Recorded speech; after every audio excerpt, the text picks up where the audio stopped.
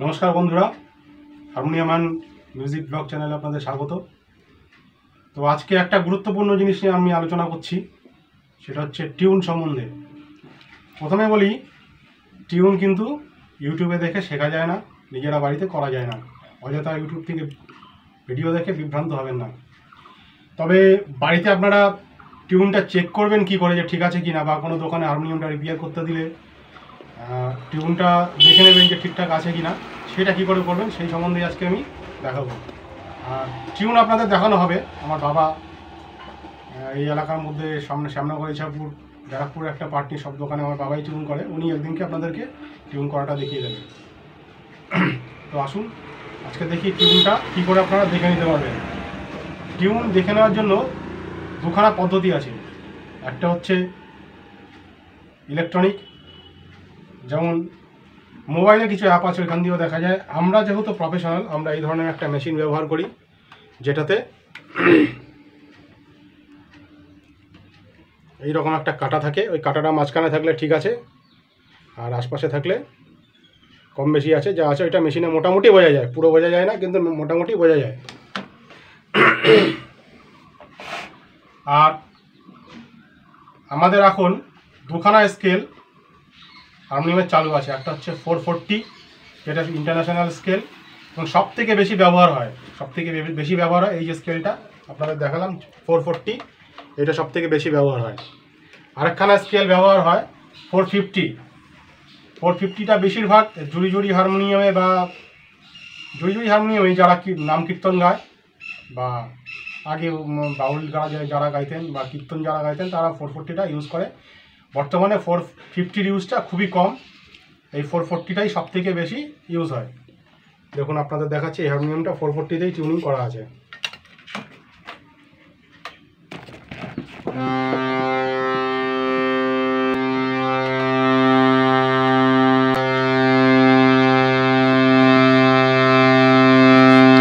এই যে মাঝখানে আছে একদম, তার মানে এটা 440 টিউন আছে। মোবাইল অ্যাপের ক্ষেত্রে এই নিয়মটাই থাকবে। মোবাইলে একটা গিটার টিউনার বা হারমোনিয়াম টিউনার এই ধরনের কোনো অ্যাপ নিয়ে নেবেন, অত এরকমই দেখাবে, মেগাহার্জ দেখাবে বা কিলোহার্জ দেখাবে। কিলোহার্জই কোথায় দেখায়, এটা 440 রাখবেন। 440-এ নিয়ে 40-এর জায়গায় যদি কোনো কারণে 41 থাকে তাও চলবে, 40-এর জায়গায় যদি 39 থাকে তাও চলবে। 38 হয়ে গেলে কিন্তু একটু সমস্যা হবে। যদি 42 হয় তাহলে কিন্তু বিশেষ একটা সমস্যা হবে না, মানে 442 যদি হয় তাহলে খুব বেশি অসুবিধা হবে না। 41 থাকলে মোটামুটি ঠিকই আছে, 40 থাকলেও ঠিক আছে, 39 থাকলেও চলবে। কিন্তু 38 হয়ে গেলে একটু অসুবিধা হবে, গলাটা কিন্তু নেমে যাবে, প্র্যাকটিস করতে অসুবিধা হবে বা ভুল প্র্যাকটিস হবে। ওই জন্য 39-এর যেন ওপরে, 39 থেকে 41 এটা হচ্ছে একদম মোটামুটি ঠিক আছে। আমাদের যেমন এইখান থেকে আমি শুরু করছি। দেখুন সবকটা দেখিয়ে লাভ নেই। এই 40, এইগুলো দেখুন, এই সব কটাই আপনারা একদম এখান থেকে যতটা আপনাদের লাগে প্রত্যেকটাতেই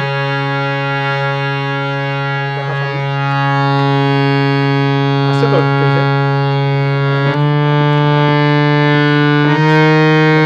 কোন একটা প্লাস্টিকের কর যেখানে তোর ইয়ে হবে, আর এই দুটোই দেখা যায় যাতে।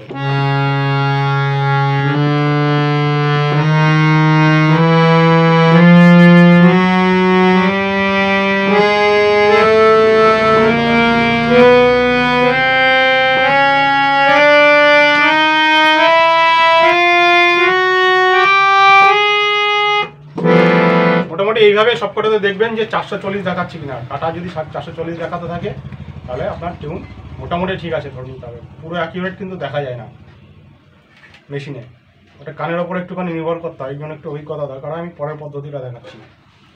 এবার যারা সঙ্গীত মোটামুটি আইডিয়া হয়ে গেছে, অনেকদিন ধরে শিখছেন, যাদের সুর সম্বন্ধে মোটামুটি আইডিয়া হয়ে গেছে, তারা করবেন কি, তাদের জন্য একটা জিনিস মনে রাখতে হবে, সেটা হচ্ছে সুর পঞ্চম, সুর সপ্তম এবং সুর টু সুর।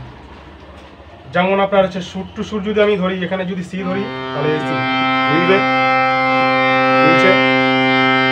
পঞ্চম 1 2 3 4 5 এটাতে মিলবে, 6 7 এটাতে মিলবে। প্রত্যেকটা রিডে সুর পঞ্চম, সুর সপ্তম।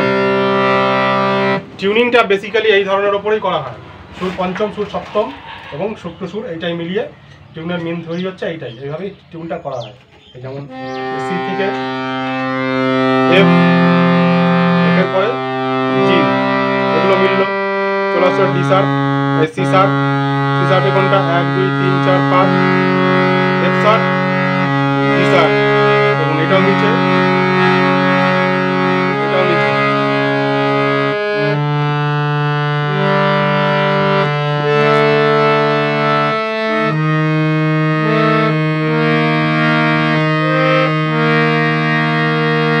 ভুল হলেই কিন্তু আওয়াজে মিলবে না, সুর পঞ্চম, ধরতে ভুল হলেই আওয়াজে মিলবে না। সুর সপ্তম।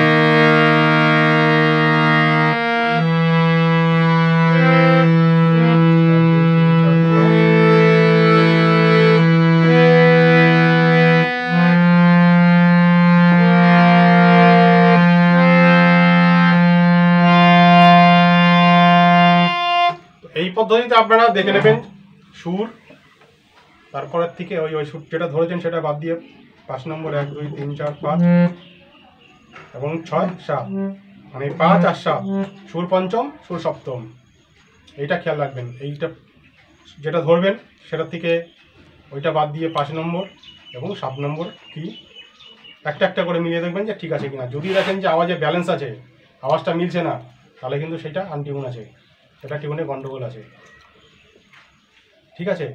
আর টিউন মেন ব্যাপারটা হচ্ছে হারমোনিয়ামগুলো যখন আমাদের সেটিং করা হয় বা কোম্পানির থেকে যখন ডিটটা আসে, বাঁশিগুলো যে আসে, আপনাদের আগে বাঁশিগুলো দেখিয়েছি, আবার দেখিয়ে দিচ্ছি বাঁশি কোনগুলো। এইগুলি হচ্ছে মূলত বাঁশি, আর এটা হচ্ছে খাড়া পাতা। এইখানে যে হারমোনিয়াম এটা ভার্টিক্যাল থাকে, এটার নাম হচ্ছে খাড়া পাতা। এটা পাতা, এটা ব্যাসের রিড, এটা জুড়ি, মানে এটা ব্যাস জুড়ি রিড, ব্যাস জুড়ি সেটের হারমোনিয়াম।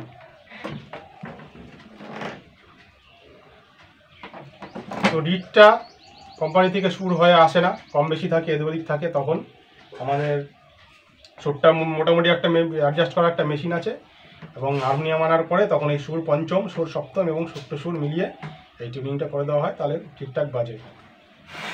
এই যে আমি একটা গান বাজাচ্ছি, আমি গান বাজাতে ভালো পারি না, আমি আগেও বলেছি, আমি ওই সুরটা কিছুটা পারি বাজাতে, যেটুকখানি হাতে আসে, কাউকে দেখিয়ে দেওয়ার জন্য যেটুকখানি দরকার লাগলে ওইটুকখানি পারি। তো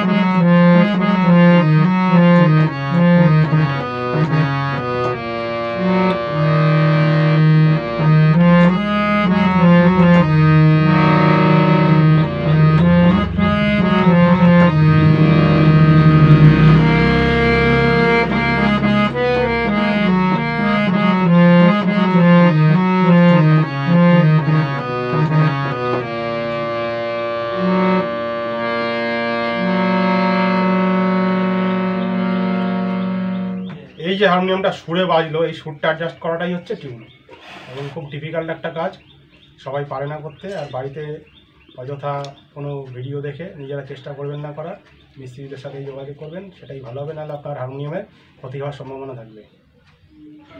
তবে আপনাদের যদি 450 থেকে 440 করতে হয়, যেটা সব থেকে বেশি করতে হয়, 50 থাকে অনেক পুরনো হারমোনিয়ামগুলোতে 50 টিউন থাকে, 50 থেকে 40 করতে হয় বা 40 থেকে 50 করতে হয়, সেটা আমাদের পক্ষে সম্ভব। আমার বাবা অবশ্যই পারেন করতে, আমাদের সাথে যোগাযোগ করবেন, নেট ঝঞ্ঝাটে হয়ে যাবে।